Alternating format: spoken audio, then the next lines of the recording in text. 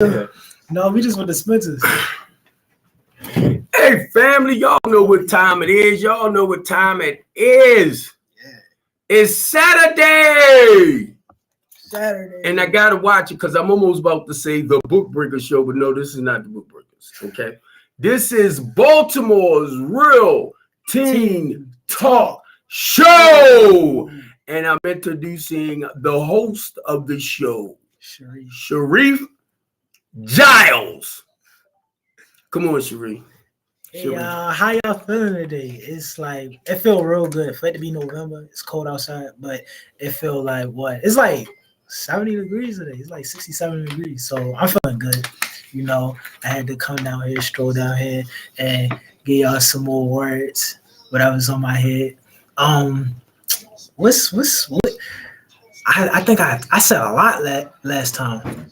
So I think this time I want to speak more on what we could do to make it better, because I talked a lot about last time about like what was going on that was not good, but this time I want to speak on how we could change what's not good. All right, so just to piggyback off of what we was just saying about like trying to do something with the youth. Right. Like I said, more stuff. This the mic. No, that's all. That's good. We don't. They there, but they not hooked up. No, they can't hear you real good. They can hear you good. But yeah, so you see this moving. That's good. Oh, all right, I said it right there. Now wait a minute. I want to show y'all something before my nephew get too far. Come here, Jay, because we got somebody that said they gonna sit on the side, right? And I want to pick with him a little bit because I told him I'm gonna throw him out there. So this is his other partner for the Teen Talk Show. What you get ready to do, Jay? I do my homework. He get ready to do his homework. So he said, I can't really be in the podcast because I got to do my homework. I said, it's okay. I'm going to talk about you anyway. That's all. But just to give my nephew some basis to continue going on, he just asked me how was everything going with, I'm going to say, the program as far as for the Youth Multipurpose Center. And I was telling him once again, that's stuff that I want him to really head up once we get in that direction. But now I'm going to start like the programs to see where we can go in and how we can do things like space wise. And then I do want him to, you know, kind of move forward with that with our youth. I just want somebody young like Jay and him around their age to encourage and motivate our youth even more. Now, the goal with the Multipurpose Center is to embrace our children's talents. So when I say embrace their talents, we have so many young men and women that know how to sing, know how to act, know how to dance, know how to do that, write poetry, whatever. But my goal is to get a lot of people like church members that teaches dancing and all this type of stuff, so that they can come in and help our youth, like embrace their talents, teach them the proper way of doing things, teaching our young ladies how to act more like young ladies. You know what I mean? So that's what that's all about. So I'm just throwing it at him too, so he can kind of feed off from there, because I know because of his lifestyle and because of Jay's lifestyle, they are really prime examples of young men that's living right. You know, not out there, you know, selling drugs, hustling, stuff like that. So that's why I want the youth to come on and just talk about little things. And y'all heard what he said. Last week we talked about, well, last time he was here, we was looking at the problems or the issues. So now he want to focus more on the solution of basically what we was talking about. And my thing is to get more Black fathers involved in their children's lives. I know you might not have a lot of money and stuff like that to take care of them, but it's nothing like them feeling that love with that male. The mothers normally carry it, but it's the fathers that needs to be more involved. And to me, I feel like when they do, like when me and little Steve talk, whatever, I love you, son, love you, dad, you know, and just, you gotta say that. But most of all, I know they know I'm genuine. And I know his father is genuine in his life. From listening to Jay, I know his father is genuine in his life. So I'm just saying, I want more of our black men to get more involved into the children's lives. You got me? So come on, nephew. Yeah, so the activities, the incentives, the entertainment, the events, all of that is stuff that can basically help us be greater than what we are. It's not a lot of that going on right now. And the ones that is going on, it's like I don't think that the right promo, I don't think it's getting to all the corners that it should get to so that they can even know what's happening. I didn't look too deep into it was something I'm hearing about the squeegee boys. They was gonna be they was gonna be employed if they get up off those corners. They was gonna like get jobs and stuff. And I think like that's a humongous step into the right direction because they trying to get money. That's why they doing it. So the fact that y'all about to employ them, that's like a big, I guess, pat on the back for the city. Um, More of that needs to happen in order for us to not be out here doing what you see we all out here doing because everybody see it. Um, it's just too many. It's too many things that it's too much money that could be invested in good to bring out the good in us. It's too much money that could be invested in that we spending on stuff that does not even matter. I think that we need to start focusing on what matters, and what matters is us, the youth, having positive role models. That's for starters, us talking about our parents, our dads, who is like absence of a lot of them in the kid's life, but also teachers, like the freaking employees and people out here just working every day. Uh, the adults that's doing the negative stuff that the kids looking at on the corners or wherever they at. We just need a more positive group of role models everywhere, all over the city. Like it just need to be cleaned out. And then we need, like I said, the events, the incentives, the stuff that they could do that can still be fun for them, but not be dangerous, not be violent. And then employment, nothing out here free. Everything costs. So and they know that. And it's kind of hard for them to get by in life with them not having any type of money because it's like the not have a income even at a young age. It's like we and then a lot of us growing up quick. So we all growing up quick. We can't even we not even like being kids at the age we supposed to be kids. Right. So that's why like they're out here chasing money at a young age. So all right, we growing up quick. Y'all not stopping that.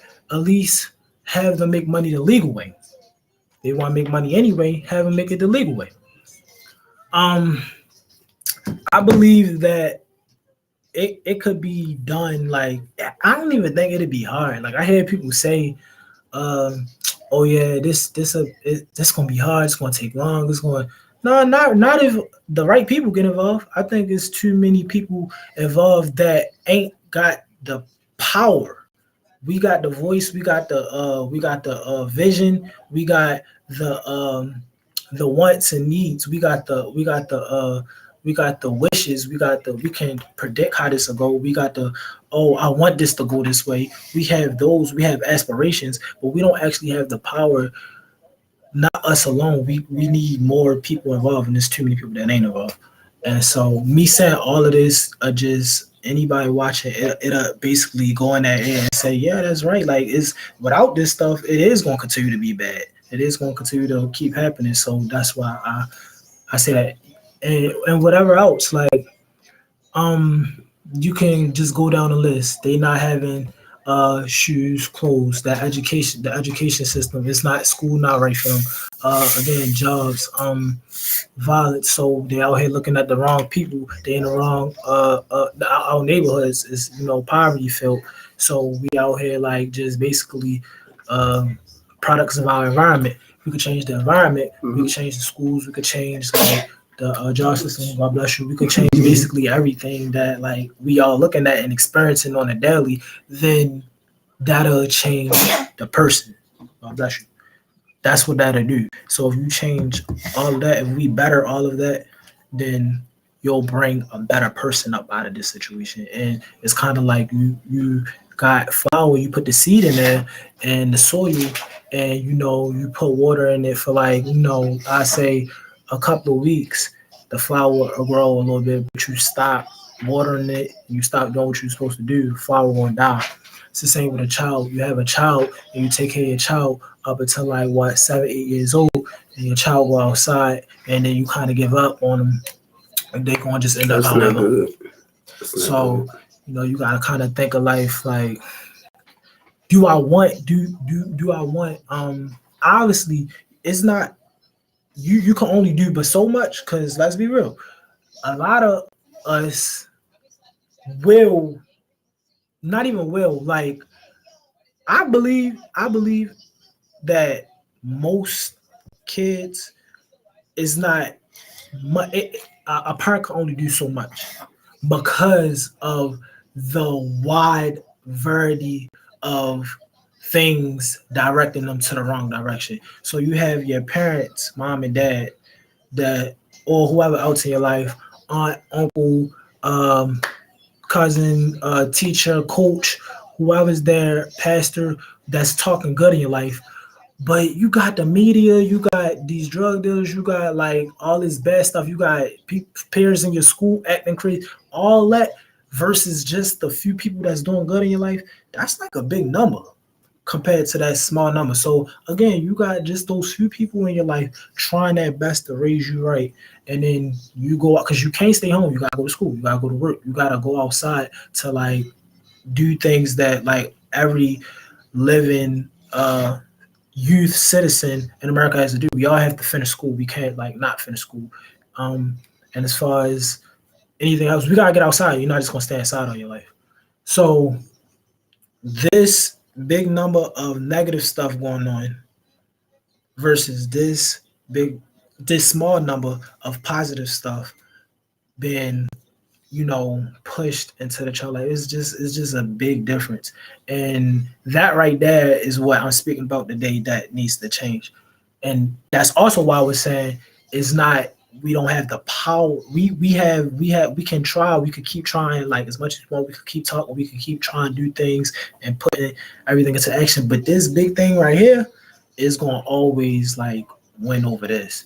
Well, not always, but most of the time, as you can see with a lot of our youth, we try like a lot of us do have this small number, which is again the people that I said that's in our life trying to guide us in the right direction, and we take that and we a lot of us apply it and we try to be the best we could be, and even all of us, even the good ones that ain't out here doing a lot of the stuff that's having that's just that's just not good. Even even even the ones that ain't out here doing that and doing good stuff, we still slip up only because, like I said, it's still a big number of negative stuff going on in the world. So even with this positive, because I have this, and I try to do good, but I sometimes slip up. So just imagine, how many other, not even imagine, you ain't got to imagine, we could see it, how many other youth is slipping up because of the big number over here. Um, I get deep into it and not just talk about the just what's going on in Baltimore and our city. I talk about the what's going on in the world. Like why we not going I don't feel with the way the world is going, the way the world is set up, that we going have all of this. When I say all of this, I mean every neighborhood and many talking about my own city, Baltimore, but many other cities in different states actually be, if not 100% positive, then 85, 90% positive. I don't think we'll have that with the state of the world. I think we could keep trying. It'll be like not good to just stop. It'll be not good to just, oh, throw the flag up and, oh, because the world is bad, let's just give up and, let no, we still need to try, because us trying is having a lot of our youth grow up good. That's the ones that's trying. So I ain't saying stop trying, but in my head, I can already see, I understand why a lot of this bad stuff is going on. And it's not just it's the state of the world. Right. Look where we started at. We started and as slaves. We started in violence. It goes all the way back to that. And now how old are you? 20. And you just heard him mention slavery. Yeah. Because it started back from there. And a lot of us as grown-ups, right? We use that slave man mentality to feel like we can't move forward in life. And that's sad. That's sad because you're passing it down through your kids. Right. And I had asked somebody, why do we tend to do that? And my cousin sent me something saying it's post-traumatic slavery disorder.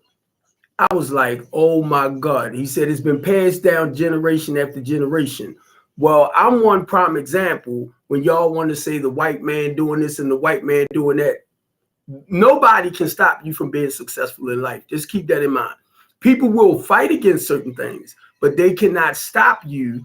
If you have a dream and you have a vision, you got to fight for it, right? Now, I'm going to share this with you because I was listening to Brandon Scott the other day compared to the Squeegee Boys, right? Talking about the Squeegee Boys. Now, mind you, I'm into solutions.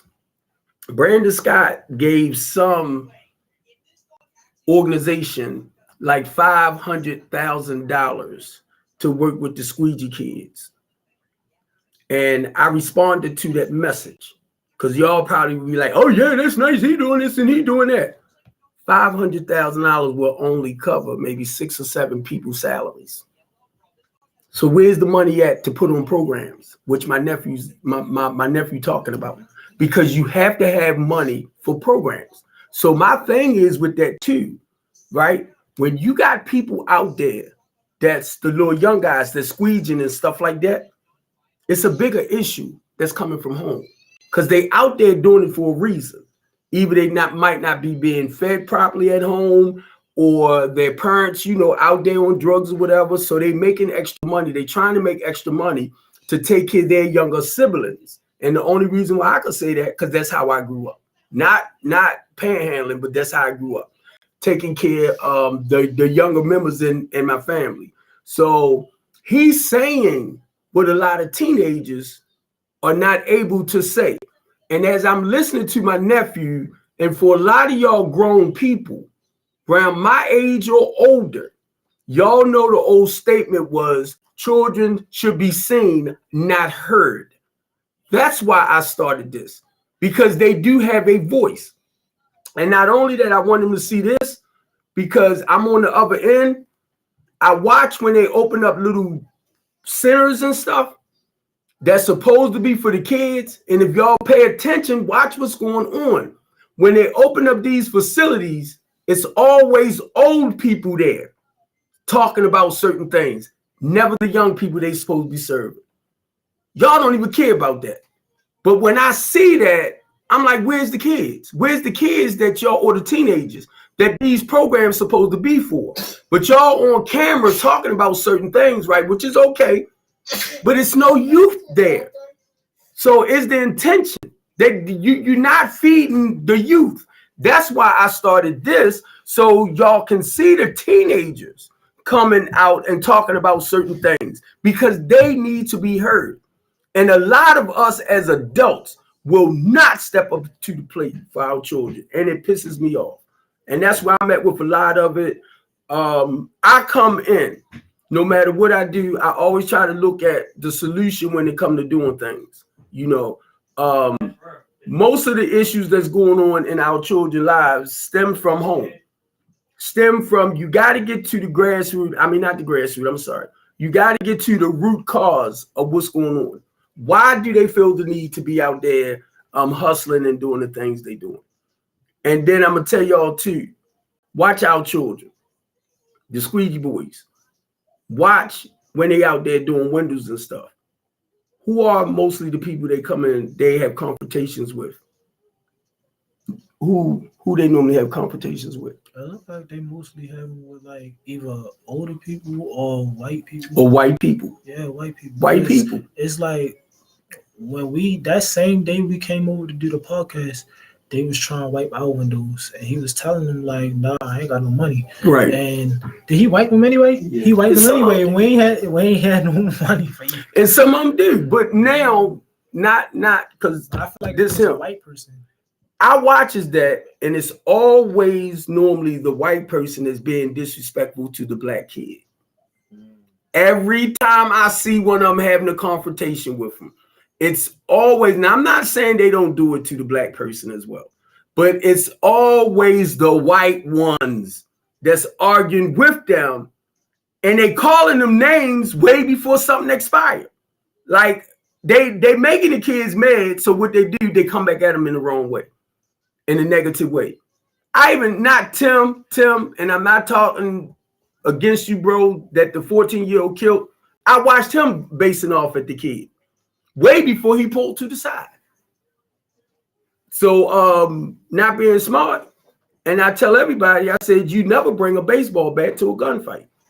He didn't know that boy had a gun, but you came out the truck with a bat. So he was black. The kid, the guy that he shot was white. But the kid that shot him was a black, supposed to be, he was either 14, 15, but I'm going with the age of 14. So number one, somebody said, well, he had ran anyway. Yeah, he ran to get the gun. Tim should have jumped back in his car. So I understand this as an adult, right? You are more experienced in life than a 14-year-old kid. So your goal was to not let it escalate to the point of where it did. And I understand Tim did not know that this guy or somebody might have had a gun. But if I pulled to the side, I'm not going to jump out my truck with a gun. A lot of times, or with a bat or something like that. A lot of times when them young boys, what he just said, they'll come up to me to wash the windows and stuff. And I said, no, it's all right. But I'll still give them money. I give them money because I know they out there trying to get money. So why would I even go against what they're doing then? If I don't really have nothing, then I can't do it. And I'll tell them, man, look, because I want to help you, because I know you hustling. But it's a lot of us as adults that start harassing the children. And then you might say something negative and you're a white person, then they're going to take it as you being racist. So you got to understand that's where a lot of them are at.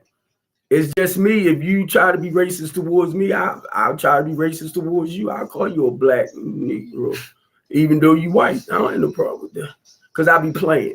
And I don't take things as personal as some of us might do. But this is why, y'all, I want my nephew, and not just him, we're going to work on other people coming in where we can talk about some serious stuff that's happening amongst our black children. And even white if we have to, but most of all, my thing is the black children for the Teen Talk Show. And we're going to talk about the great things that they're also doing too, like Jay sitting on the side doing his homework. So this is stuff, and he's in college. This is stuff that our kids need to know. They took the time out and they came over here and come on, nephew, you can feed off of whatever you want. Yeah, I want to talk about the incident you said.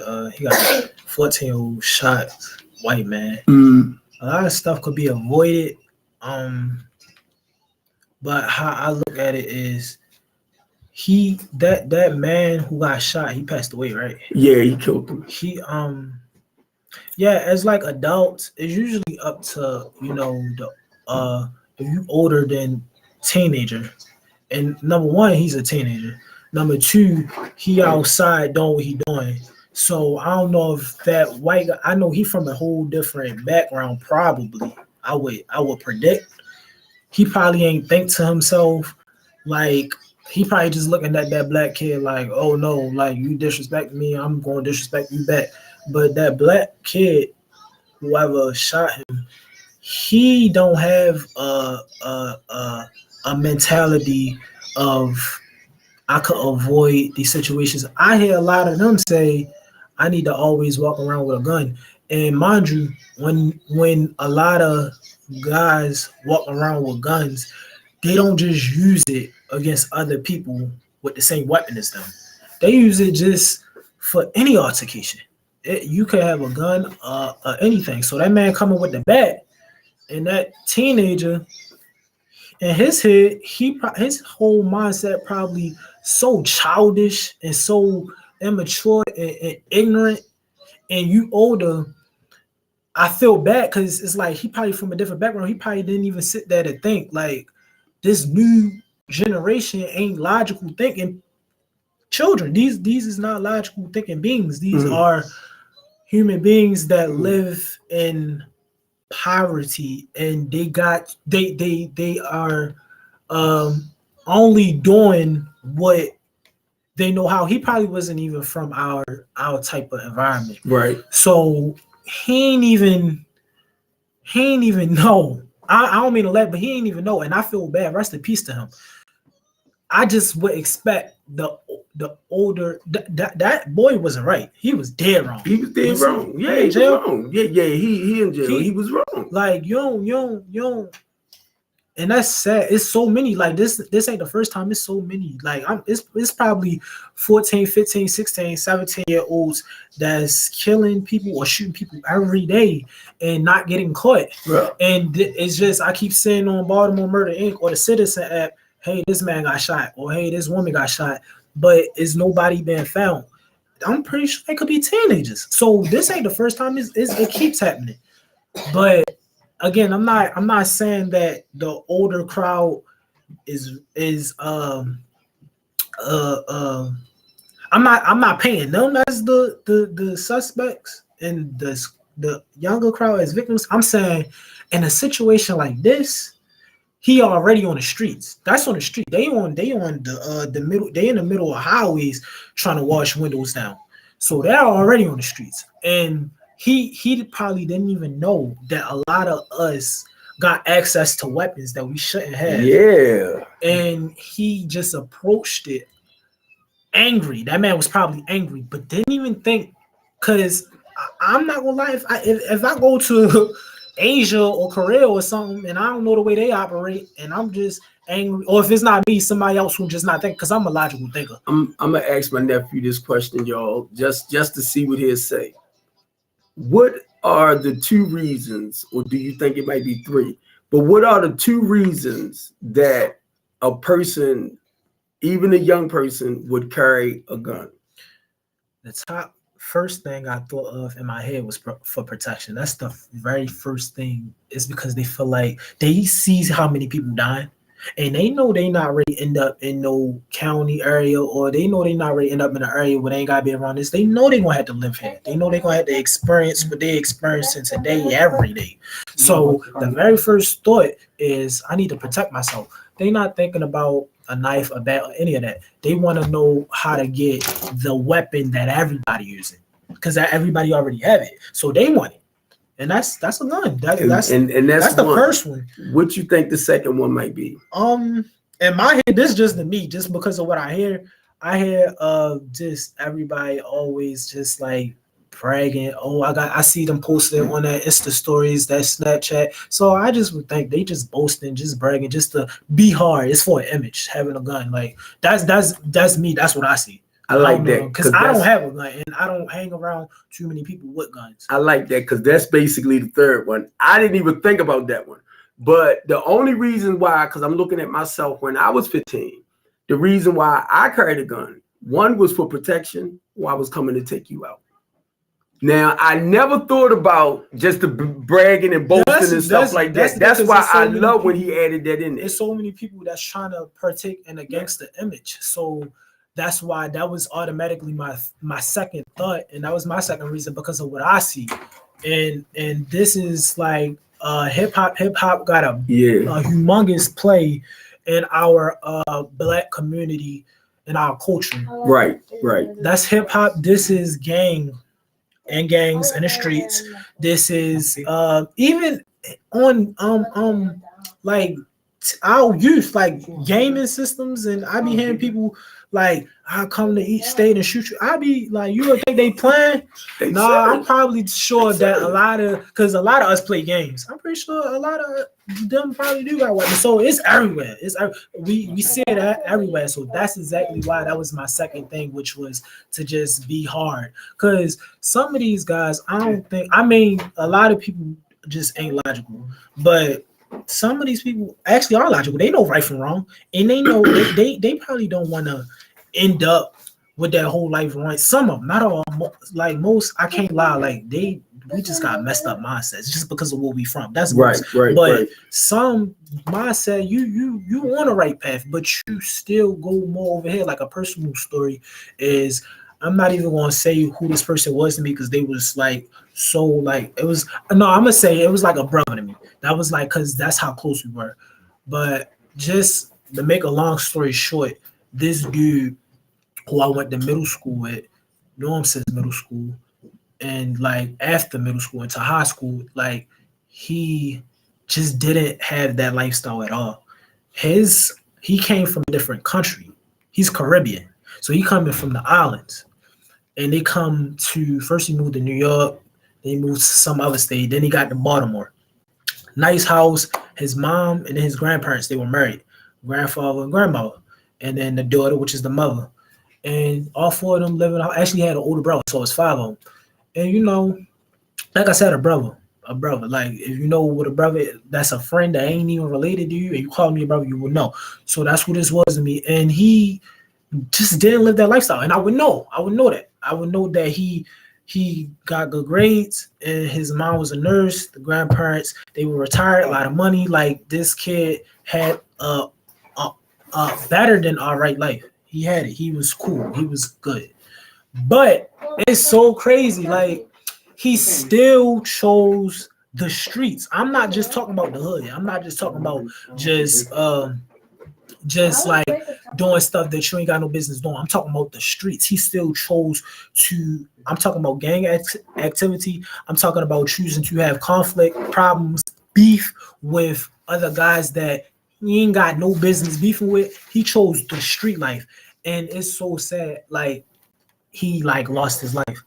1 year older than me, and that hit home. Like that I ain't had nobody personally I knew that lost their life to a gun. I heard stories. I know people who told me stuff, but that was actually I consider a brother, and he passed away. And so I would know like you don't ever out here. That's why I said the majority of our youth population is mentally like not okay due to our like where we are, our upbringing and stuff. But it's a few of them that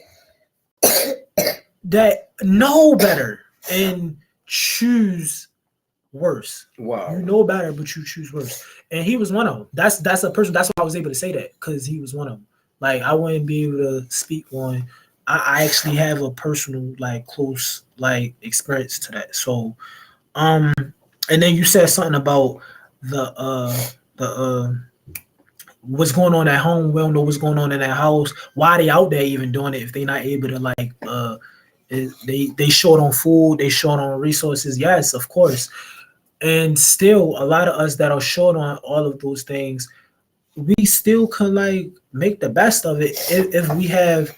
I don't think it's just that. I don't think it's just that's the only reason they out there. Like I said, it's a list of things. I can't just tackle one thing, because that you tackle that, it's still gonna be other stuff that's going on in these kids' mind that's gonna have them still be out here doing what they're gonna do. So I think that it is way more to that. It's like, yeah, they ain't got the resources, but also they ain't even got the lectures, the talks from people that lived all of that can sit there and talk to them and say, hey, don't do this, don't do that. And listen, let me tell you why not to do this and that. And actually, let me not just talk to you. Let me actually do the action too. Let me put you in here. Let me put you in, I don't know, whatever you believe in, Bible study. Let me put you in a sport. Let me go take you on some vacations. Let me take you out of this environment, even though we live here, and show you something different. Let me not just talk to you, but let me actually do something that's going to have you feel it, because you could say anything, but guess what? It's going to go in one ear and out the other one, because after you leave, they still got to live that life. After whoever talk to them, whether it's a coach, a pastor, or whoever, a lady at the corner store, y'all going to go home to y'all family the way you raised your family right and your parents raised you right, but his didn't, or wherever he grew up, he just ended up not having that, and he's still gonna be living the same lifestyle you try to lecture him not to live. And it's because you can't have really much of an impact. You can talk, but he not gonna remember that. It's 365 days in a year. You only talk to him for that one day. He still got 364 more days to be rebellious and a menace. So that's not enough. It's a lot more that we gotta do to like help the youth. Like we got access to what? We got access to weapons, we got access to drugs, we got access to sex, we got access to a lot of things that is automatically gonna make us menaces to society. And we question, like the older, because you said you was walking into a lot of these like events, activities and stuff that was funded for the kids, and kids ain't even there. And you was like, it's just old people there. And you was like, where the kids at? So we got access to all that stuff. And a lot of the older crowd question why we act the way we act. They say, oh, they ain't gonna change. They gonna always act that way. See, back in my day, we had whoopings. We was able to beat the child. And I say it's so much more that needs to happen than you taking the belt and hitting them. I'm gonna slow my nephew down a little bit. Did you see the picture of your brother that beat up his father? Your brother beat his father up. No. You didn't see it? I'm gonna show it to you when we finish. Y'all hear what he just saying, right? I was sent a picture. Now his brother wilding out. This boy beat his father up, and his face is swollen and all of that. And I told my niece, I said, I don't want him back in his house, because it scared me, right? Because he came at me a few times. So I said, this is what I said we need to do.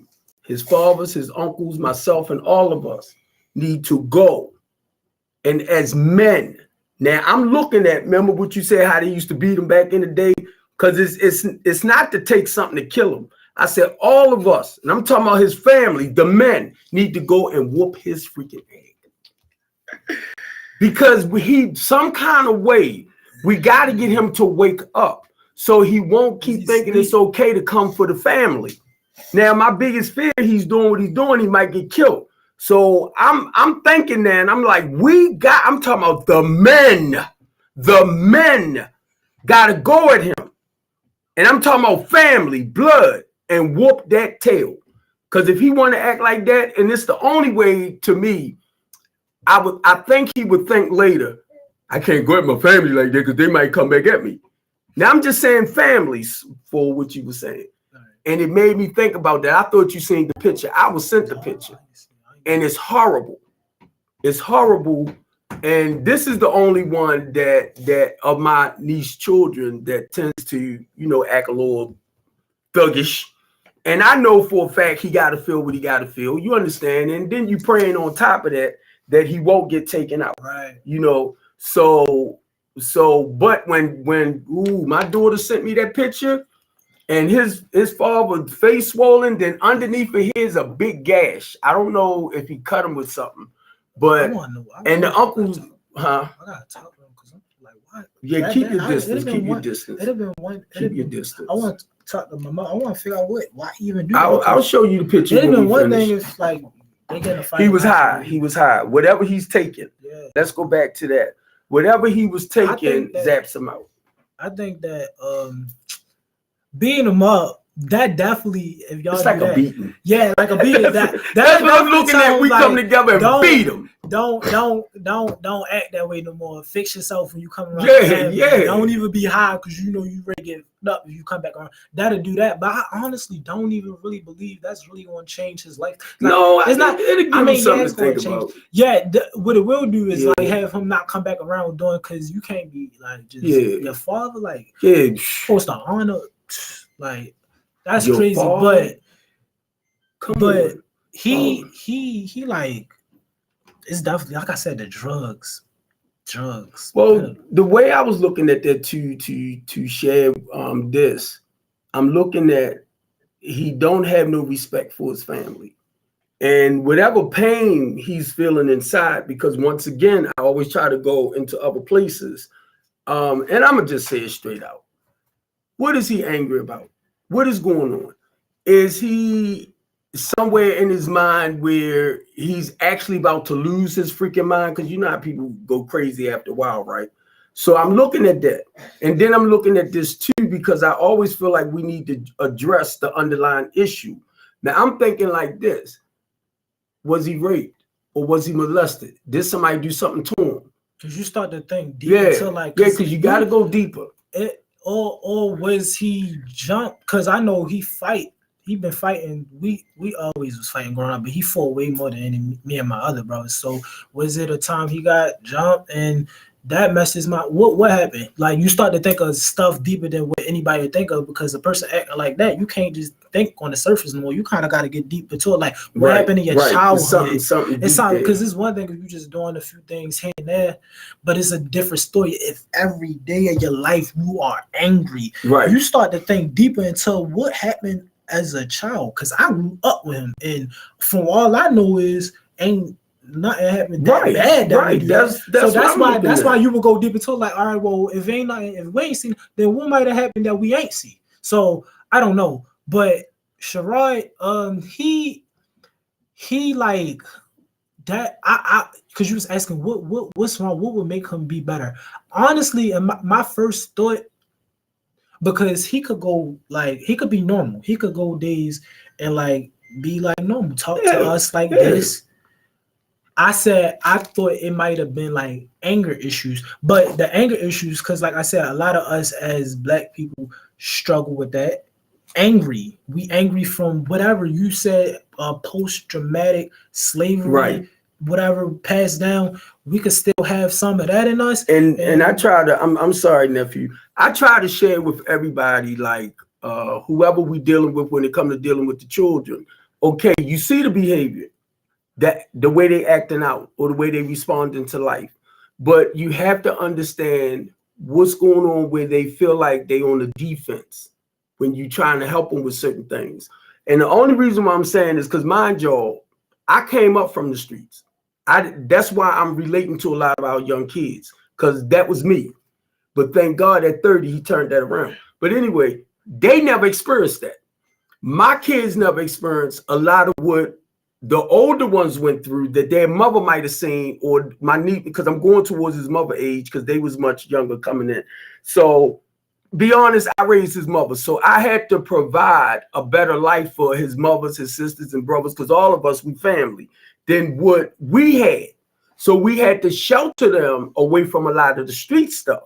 So I know they didn't see a lot, but the thing is, they heard a lot. And then, because your brother said to me one day, you know, because he never experienced Uncle Steve, but he going to tell me about the street, like, you ain't no hard man, you ain't this. And I'm looking at him, and the girl wanted to come out like, huh? I'm like, boy. So I had to not go there with my own nephew.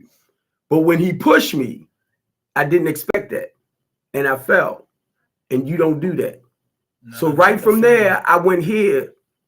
Because if you do it again, I'm going to warn you this time. You do it again, your butt is mine. So now, to go back, this is my nephew, and I love him. And it hurts sometimes because I would hate the fact that somebody call my niece and tell her he's gone.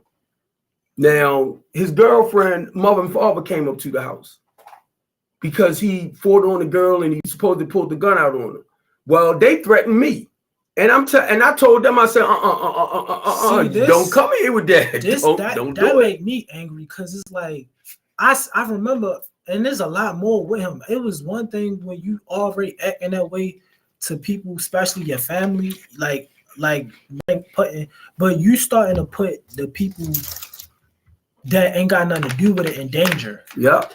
Cause what if they was to come to us, to come up there to y'all, and not just want to talk or not just threaten you? They wasn't trying to talk. That's so what your so mother, I had to keep it calm. I'm sorry, nephew. But because her mother, I didn't know this was the girl's mother, but I'm used to the other mother, the other sisters, and that was Tatiana's actually mother. Oh, this wasn't the. I thought he had. Your mother knew that because that woman was bucking on me, but she was drunk, and I was like, Miss, in a way, from where I come from, you don't threaten nobody and tell them what you're gonna do, because by right, I shouldn't let you leave off my front. When you talking trash. So Cherie overheard him, and she came downstairs. My niece told him just like this, the mother and all of them. Y'all know not to come to my house with that bull junk this late at night. I got to work in the morning, and you know better than that, such and such and such. And they shut down and they left. But they thought he was in the house, right? And I'm like, no, he don't live here. Nah. They talking about look gonna run over me, and I'm like, I don't know. But look, now my niece, because she knew everything, but now they ended up seeing him in his car. So what the father, this big bodyguard looking dude, did, I don't know, but I wasn't worrying about him either. It was a big dude, but I wasn't worried about that. But now I don't know if they did anything to him. And the reason why I'm saying that, because he's still doing the same things. He's still doing it. And I notice it's a pill. Whatever this pill is he take will make him, he goes zappy. And what I try to do is I try to calm him to take a walk, because I see that deranged look in his face. And then he'll turn around and he try to come for me. So he still come there? No, he ain't been over there in a little bit. But that scared me when I seen that, because I'm like, man, look, him and his brother had gotten to it, right? And I had called the police. Oh, I'm sorry. I had this from 5:45. Now it's going to 6 o'clock. I mean, a whole hour. I'm sorry. So, because we getting past it. So I'm sorry. I'm not with the book breakers no more. So we're not doing 45. We're going to do an hour. And that's it. So I'm just sharing this, y'all, because before I lose track. And this is my nephew now. His brother is a good kid. Don't get it wrong. He's a good kid. But whatever he's taken tends to take him into another state, right? And that's when he tends to act like he do. But my nephew and him was upstairs fussing. He was trying to get his clothes and stuff. So they upstairs tussling and everything. And I'm going to show y'all something. And it pissed me off.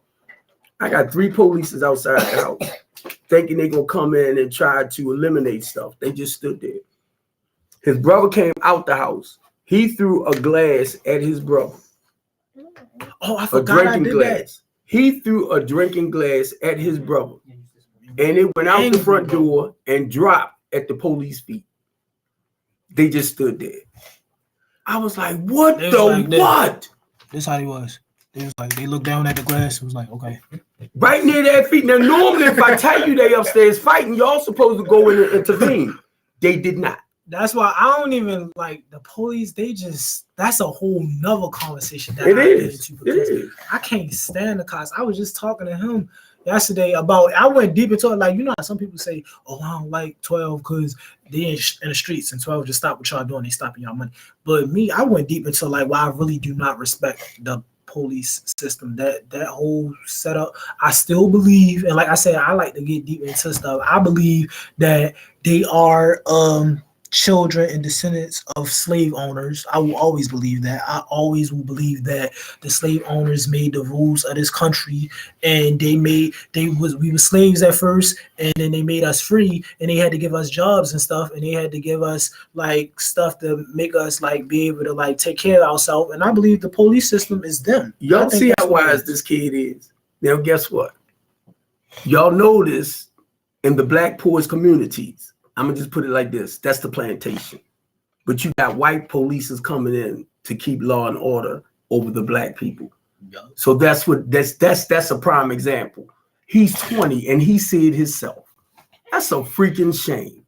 for a lot of us as grown-ups. This is a child of the young man, and he sees this. And this is what I've been talking about all along, that we need to come together and fight. Now, to me, they need to put more black polices in the black inner city communities because they can relate more and to their people. More black state officials and state attorneys, because there's a lot of black police officers that are sheep and they are following after the white ones. Like so, I think if we have more black lawyers and black state attorneys, then that'd be better. Because when we see that video, I was like, the state attorney is a viral video. It got like millions of views. This was like a couple of years ago, and basically, she was pulled over by the cops. It was 2 white cops, and she was on the highway. I know y'all know what I'm talking about because this video went viral. They pulled her over and they was like, hey, do you know what you're being pulled over for? Or something like that. And they was basically like trying to get her license and registration. And she gave it to him, complied, and they seen on the license or whatever card it was, she was the state attorney. The state attorney is over the police department. And so that's basically the person who hires and fires polices. And so she said, okay, what was I pulled over for? And then they was like, oh, your tags didn't show up or something like that. And she was like, well, but they realized when you're a state attorney, your tags don't have nothing on that because I guess legal reasons. I don't know. I didn't look into it, but I think it's because they don't want nobody tracking them. They're a state attorney. They're not supposed to have nothing right there. So that's when they realized that, and that whole demeanor changed up. They went from like the white boss, like, oh, I want your information, to, okay, yeah. And then she was like, do you guys have badges on you? And he was like, no, we don't have badges, but I can write my name down. Like, they knew they was in trouble when they get back to the office because y'all pulled her over type stuff. But I just said that to say, like, we need more of her, because the way she did it, it was so elegant and so, like, she didn't get smart. She just complied because she already knew who she was. Like, we need more black people in that type of position. Now, Jay, what you think? Well, I think that the major problem is that the police, they're not from the communities that they even serve. Like, a lot of them, especially in Baltimore, they're from like Pennsylvania and whatnot. So it's like a culture shock to them when they come and like try to serve a community. And you're not familiar with the language, you're not familiar with how people talk, they're not familiar with what people do. And then people look at them as outsiders and they look down at them almost. Yeah. I love that. I love what he said because it's so true. You gotta understand the black man concept. And we just sitting, my nephew then repeated it quite a few times once it was clear. That slave man mentality. So a lot of people, sorry to say, but white people that's in authority will carry it like that. And if you watch their behaviors, you'll see it. But now, not being smart, if I'm trying to show you something as a black man and as a fighter for the democracy of black people, understand when I say things, I know what I'm talking about. I understand the laws that's been created to make us feel like we can't stand up for our own right. That is not true. I listened to Ms. BMore early today talking about like the constitutional rights and stuff. It's for every human being, but you gotta fight for what you want. And this is where now I'm like, this is coming from the mouths of babes. And for them to be as young as they are, look how intelligent and open, aware of what's going on around them. Wow. And I'm like, this is what I wanted. This is what I want. I want voices. Yeah. And this is basically, I don't know nobody else in Baltimore City that has a teen talk show. So come on, Jay. You can go ahead. I just wanted to share that little bit, bro. Come on. I mean, if you want to say something. Well, another thing I have a problem with is like a lot of the teachers, they also not from here either. Yeah. So like it's also kind of hard to like even to relate to your teacher. So if you had a teacher that you can relate to, like I had a couple teachers I couldn't relate to. I had a couple teachers I could relate to, and teachers I could relate to, like I felt like encouraged to do better in the class. I felt encouraged to like even participate in the subject I don't even care about, because like I can relate to the teacher and I can respect the teacher. And I know the teacher was best for me, and I know the teacher want to understand me and my culture. Yeah, basically what I'm hearing is that we need more people in power, teachers, officers, business owners, anybody in our environment that has something. You got a business, you got a company, you got a building, you got a group, you have anything that we have to go to you for. We have to go to the police for protection. We have to go to the teachers to learn and graduate. We have to go to firefighters when our house catch on fire. We got to go to the stores to get food and stuff. Anybody with any of that stuff, we need more of us, because the more of them, there's always going to be conflict, because they're not even from our background and we ain't from that background. So the way we going to deal with it is no offense, like it sucks, but more violently. And the more they going to deal with it is I feel like a lot of them got like threat mindsets against us. Like they look at us like animals. So if we looking at them, like a lot of us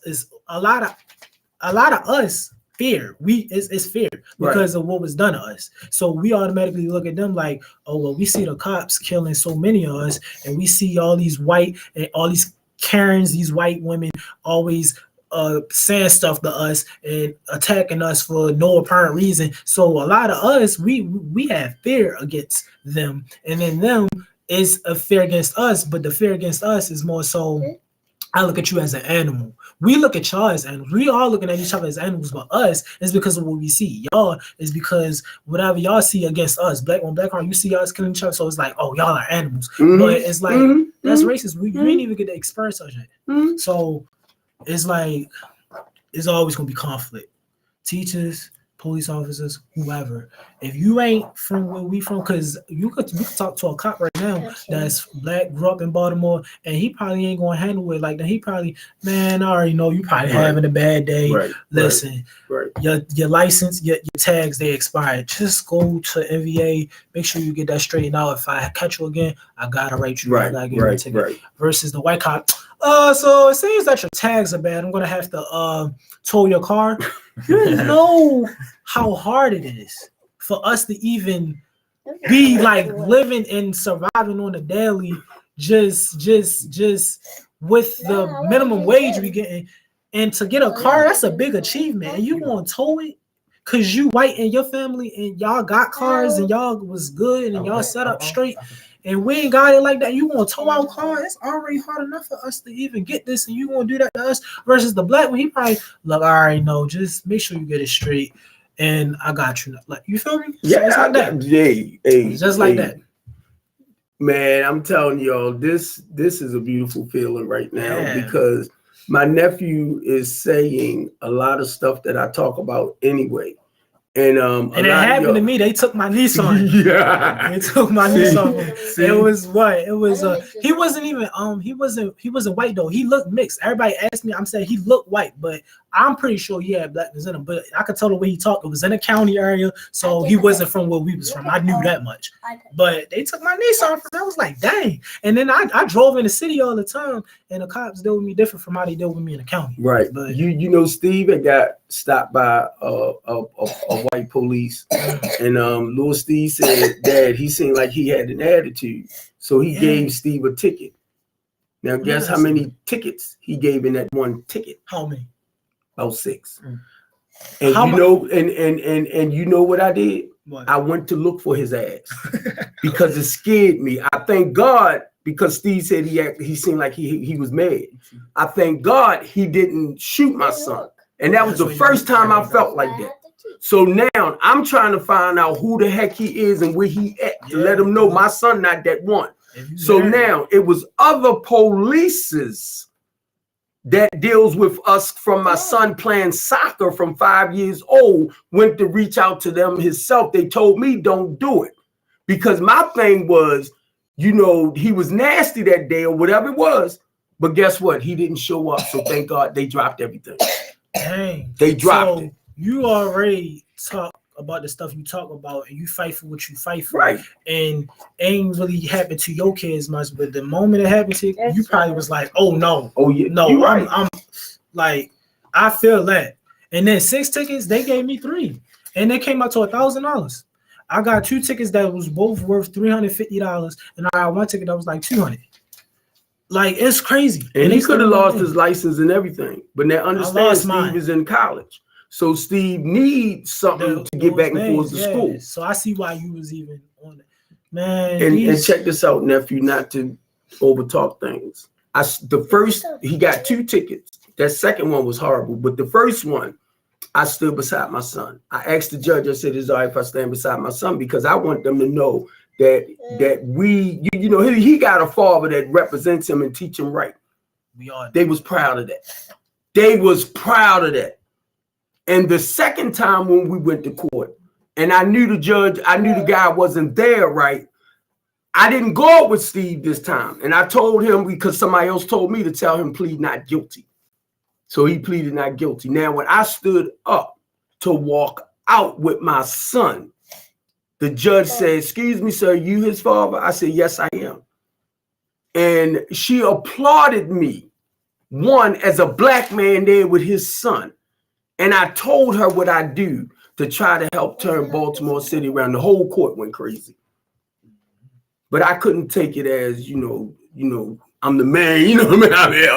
I'm the man. But it's how you represent and how you represent your people. I'm going to let my nephew and Jay say something because we already at our hour.